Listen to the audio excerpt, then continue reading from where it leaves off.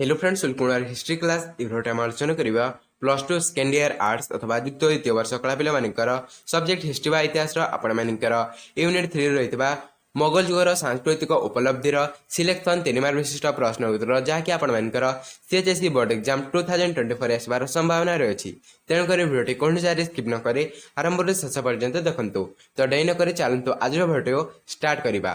प्रश्न नंबर 1 रही गुप्त युग समाज रे नारी मानकर स्थान कौन थिला। तो आपण माने उत्तर लिखिबे गुप्त युग समाज रे नारी मानकर स्थान उच्च नथिला। प्राप्तवयस्क हेबा पूर्व सेमानकर विवाह संपन्न हो जाउथला। तेणु सेमाने निजर भावना स्पष्ट भाव में व्यक्त कर पारुनथिले। या फल सेमानकर शिक्षा बाधा प्राप्त हेउथिला। समाज रे पर्दा प्रथा प्रचलित नथिला। नारी माने सेमानकर स्वयंक सह विभिन्न पर्वपर्वाणी जोग दे पारुथिले। उच्च वंशीय नारी माने विद्या शिक्षा करुथिले एवं शास्त्र प्रवीणा थिले। तापरे समाज रे सती प्रथा मध्य प्रचलित थिला। मात्र विधवा विवाह को समाज निरुत्साहित करिथिला। राजनीतिक क्षेत्र में नारी माने प्राधान्य देखा नारी मानकर प्राधान्य देखा मध्य मिलिथिला। तापरे प्रश्न नंबर 2 रे रछि कालिदासंक संस्कृत साहित्य संपर्क में आलोचना कर। कालिदासंक संस्कृत साहित्य संपर्क में आलोचना कर। तो आपण माने उत्तर लिखिबे तृतीय चंद्रगुप्तंक राजसभा मंडन करथिबा नवरत्नंक मध्यरो कालिदास होउछंती सर्वश्रेष्ठ। संस्कृत साहित्य रे तांकर अगाध्य पांडित थिला। तांका लेखन मुनरो झरी आसीथिला कुमार संभवम एवं रघुवंशम नामक दुईटी महाकाव्य। एही कुमार संभवम एवं रघुवंशम नामक दुईटी महाकाव्य कालिदासंक लेखनी झरी आसीथिला। तापरे गीति कविता मध्यरे मेघदूत एवं ऋतु संग्राम थिला अन्यतम सृष्टि। कालिदासंक रचित नाटक गुड़िक मध्यरे अभिज्ञान शाकुंतलम मालविकाग्निमित्रम एवं विक्रम वर्षम श्रेष्ठ थिला। कालिदासंक रचना शैली अति सरल सुंदर और चित्ताकर्षक थिला। कालिदासंक साहित्य कृति पाई तांको भारतर शेक्सपियर रूपे अभिहित करा जायछि। तो आपण माने मन रखिबे कारण यह एक मार्क विशिष्ट प्रश्न मध्य आसबार संभावना रही।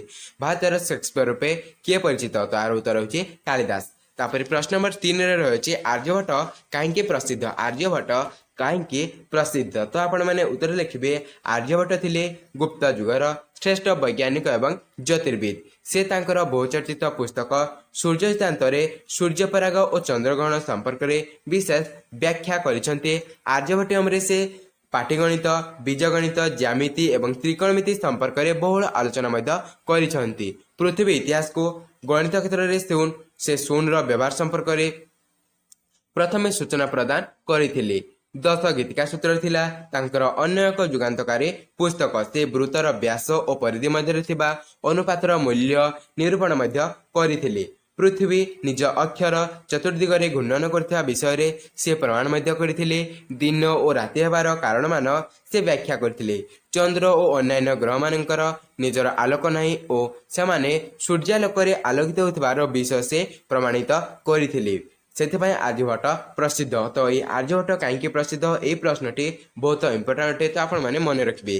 तापरे प्रश्न नंबर 4 रही गुप्त युगर स्थापत्य और भास्कर्य विषय टिप्पणी दियो। तो आपण माने उत्तर लिखिबे मंदिर गठन रे गुप्त युगर स्थापत्य चरम सोपान रे उपनीत होइतिला। तन्मध्यरो खानसी जिल्लार देवगढ़ स्थित दशावतार मंदिर, मध्य प्रदेश जबलपुर जिल्लार तिगपाठारे विष्णु मंदिर, कानपुर भितरगांव मंदिर एवं मध्य प्रदेश भूमरा थिबा शिव मंदिर गुप्त युग स्थापत्यर महनीय निदर्शन अटे।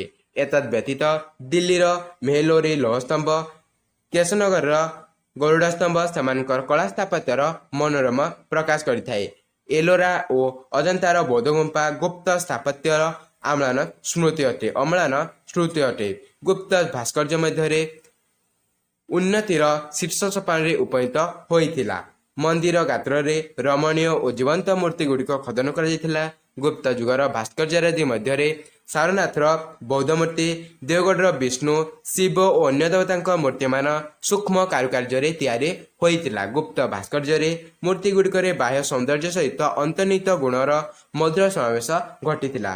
तापरे प्रश्न नंबर 5 रे रही गुप्त चित्रकला संपर्क में लेख। तो आपण माने उत्तर लिखिबे गुप्त युगीय चित्रकला पृथ्वी प्रसिद्ध थिला कारण यही चित्रकला गुड़िक आकर्षणीय चित्ताकर्षक और मनमुग्धकर रही।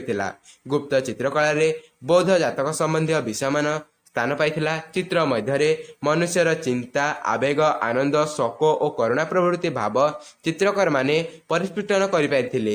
ସବୁ ଚିତ୍ର ମଧ୍ୟରେ ମାତାପୁତ୍ର, ମୁର୍ମୂର୍ଷୁ ରାଜକୁମାରୀ ଓ ବୌଦ୍ଧସଭା ଚିତ୍ରଗୁଡ଼ିକ ସର୍ବାଧିକ ଆକର୍ଷଣୀୟ। ଅଜନ୍ତା, ଏଲୋରା ଓ ବାଗଠାରେ ଥିଲା ଗୁହା ଚିତ୍ରମାନ ଗୁପ୍ତଯୁଗ ଚିତ୍ରକଳାର ଉଦାହରଣ ରୂପେ ରହିଯାଇଛି। ତାପରେ ପ୍ରଶ୍ନ ନମ୍ବର 6ରେ ରହିଛି ଅଜନ୍ତା ଓ ଏଲୋରାର ଚିତ୍ରକଳା ଉପରେ ଟିପ୍ପଣୀ ପ୍ରଦାନ କର। ତ ଆପଣମାନେ ଉତ୍ତରରେ ଲେଖିବେ ଅଜନ୍ତା ଗୁମ୍ଫାରେ ଥିବା ଭିତ୍ତିଚିତ୍ର ଗୁପ୍ତଯୁଗ ଚିତ୍ରକଳାର ଅପୂର୍ବ ନିଦର୍ଶନ ରୂପେ ଆଜି ପର୍ଯ୍ୟନ୍ତ ତିଷ୍ଠି ରହିଅଛି। ଅଜନ୍ତାର ଚିତ୍ରକଳା ଥିଲା ସମୁନ୍ନତ ବୌଦ୍ଧ ଜାତକର ଭୂଗୋଳ୍ପ, ଯକ୍ଷ, ଗନ୍ଧର୍ବ, ଅପ୍ସରା, ବୃକ୍ଷ, ଲତା, ପୁଷ୍ପ, ମର୍କଟ ଓ ପକ୍ଷୀ ଇତ୍ୟାଦିଙ୍କ ଚିତ୍ର ଥିଲା ବାସ୍ତବିକ ମନମୁଗ୍ଧକର। ଗୁପ୍ତ ଚିତ୍ରଶିଳ୍ପୀମାନେ ଉଜ୍ଜ୍ୱଳ ରଙ୍ଗରେ ଆଧ୍ୟାତ୍ମିକ ଓ ସାଂସାରିକ ବିଷୟମାନଙ୍କୁ କେନ୍ଦ୍ର କରି ପ୍ରାକୃତିକ ଓ ଜୀବନ୍ତ ଆକାରରେ ଚିତ୍ର ଅଙ୍କନ କରିପାରୁଥିଲେ। ଅଜନ୍ତାର 19 ନମ୍ବର ଗୁମ୍ଫାରେ ବୁଦ୍ଧଙ୍କର କପିଳାବାସ୍ତୁ ପ୍ରତ୍ୟାବର୍ତ୍ତନର ଦୃଶ୍ୟ ଅତ୍ୟନ୍ତ ହୃଦୟସ୍ପର୍ଶୀ ଅଟେ। ତାପରେ ପ୍ରଶ୍ନ ନମ୍ବର 7ରେ ରହିଛି ଗୁପ୍ତ ଯୁଗର ଦର୍ଶନ ସମ୍ପର୍କରେ ଆଲୋଚନା କର।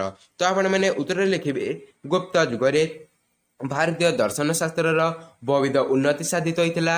ଉଭୟ ହିନ୍ଦୁ ଓ ବୌଦ୍ଧ ଦାର୍ଶନିକମାନେ ବିଭିନ୍ନ ପ୍ରକାରର ଦର୍ଶନ ଶାସ୍ତ୍ର ରଚନା କରିଥିଲେ। ହିନ୍ଦୁମାନଙ୍କ ପ୍ରସିଦ୍ଧ ସ୍ମୃତିଶାସ୍ତ୍ରମାନ ଯଥା ଯାଜ୍ଞବଲ୍କ୍ୟ ସ୍ମୃତି ଓ ବୃହସ୍ପତି ସ୍ମୃତି ଏହି ସମୟରେ ସଂକଳିତ ହୋଇଥିଲା।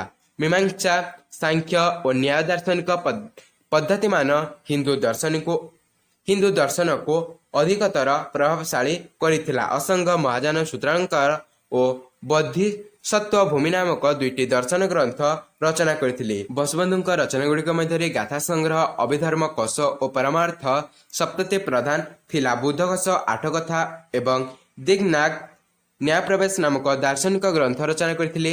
ବାତ୍ସାୟନ ନ୍ୟାୟଭାଷ୍ୟ ରଚନା କରିଥିଲେ। ପ୍ରଶ୍ନ ନମ୍ବର 8ରେ ଅଛି ବରାହମିହିର କାହିଁକି ପ୍ରସିଦ୍ଧ ଅଟନ୍ତି? ଉତ୍ତର ହେଉଛି ଗୁପ୍ତ ଯୁଗର ବୈଜ୍ଞାନିକମାନଙ୍କ ମଧ୍ୟରେ ବରାହମିହିର ଥିଲେ ଅନ୍ୟତମ। ସେ ଥିଲେ ଜଣେ ଜ୍ୟୋତିଷଶାସ୍ତ୍ର ବିଶାରଦ। ଫଳିତ ଜ୍ୟୋତିଷ ବା ଆଷ୍ଟ୍ରୋଲୋଜି ଉପରେ ତାଙ୍କର ରଚିତ ପୁସ୍ତକ ବୃହତ୍ ସଂହିତା ଏକ ଉପାଦେୟ ପୁସ୍ତକ ଅଟେ।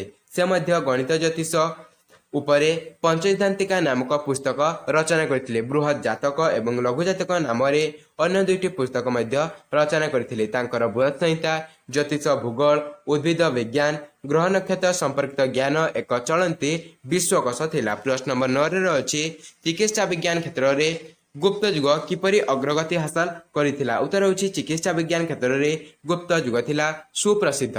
ଶଲ୍ୟ ଚିକିତ୍ସା କ୍ଷେତ୍ରରେ ଅନବଦ୍ୟ ସୃଷ୍ଟି ଥିଲା ସୁଶ୍ରୁତଙ୍କ ସୁଶ୍ରୁତ ସଂହିତା। ତେଣୁ ସୁଶ୍ରୁତଙ୍କୁ ଆଧୁନିକ ଶଲ୍ୟ ଚିକିତ୍ସାର ଜନକ ଭାବରେ ଅଭିହିତ କରାଯାଇଥାଏ। ତ ଆପଣମାନେ ଏହା ମନେ ରଖିବେ ସୁଶ୍ରୁତଙ୍କୁ ଆଧୁନିକ ଶଲ୍ୟ ଚିକିତ୍ସାର ଜନକ ଭାବରେ ଅଭିହିତ କରାଯାଇଥାଏ।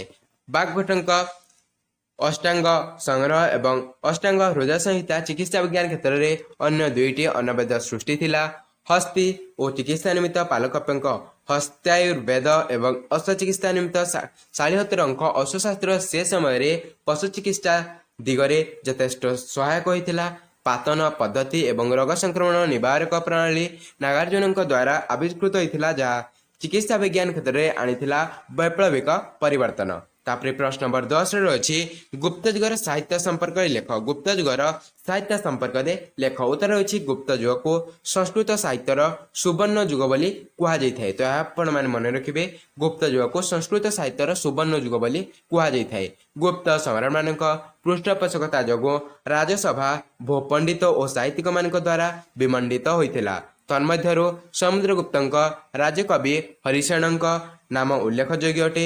ଦ୍ୱିତୀୟ ଚନ୍ଦ୍ରଗୁପ୍ତଙ୍କ ରାଜଦରବାରରେ ନବରତ୍ନଙ୍କ ଦ୍ୱାରା ବିମଣ୍ଡିତ ହୋଇଥିଲା। ଏହି ନବରତ୍ନଙ୍କ ମଧ୍ୟରେ କାଳିଦାସ ଥିଲେ ସର୍ବଶ୍ରେଷ୍ଠ। ତାଙ୍କ ଲେଖନୀ ମୁନରୁ ଝରି ଆସିଥିଲା କୁମାର ସମ୍ଭବମ୍ ଏବଂ ରଘୁବଂଶମ୍ ନାମକ 2ଟି ମହାକାବ୍ୟ। ଗୀତି କବିତା ମଧ୍ୟରେ ତାଙ୍କର ମେଘଦୂତ ଏବଂ ଋତୁସଂହାରମ୍ ଥିଲା ଅନ୍ୟତମ ସୃଷ୍ଟି। ତାଙ୍କ ଦ୍ୱାରା ରଚିତ ନାଟକଗୁଡ଼ିକ ଥିଲା ଯଥାକ୍ରମେ ଅଭିଜ୍ଞାନ ଶକୁନ୍ତଳମ୍, ବିକ୍ରମବର୍ଷ୍ୟମ୍ ଏବଂ ମାଳକାଗ୍ନିମିତ୍ରମ୍।